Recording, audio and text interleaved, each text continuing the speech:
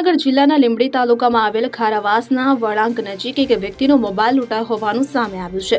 મળતી વિગતો અનુસાર વાત કરવામાં આવે તો લીંબડી તાલુકાના ખારાવાસ વિસ્તારમાં ભરતભાઈ જેઠાભાઈ પંડ્યા કે જેઓ વઢવાણથી રિક્ષા બાંધીને પોતાના ઘર તરફ આવી રહ્યા હતા, દરમિયાન ઘરના વળાંક પાસે જેઓને અજાણ્યા વાહન વઢવાણના રિક્ષા ચાલકે ઉતાર્યા હતા, ત્યારે ભરતભાઈ પોતાના મોબાઈલના કવર અંદરથી પૈસા કાઢી આપવા જતા રિક્ષા ચાલક અંદાજિત 50,000નો મોબાઈલ સહિત લૂંટ ચલાવી ફરાર થઈ જવા પામ્યું હતું।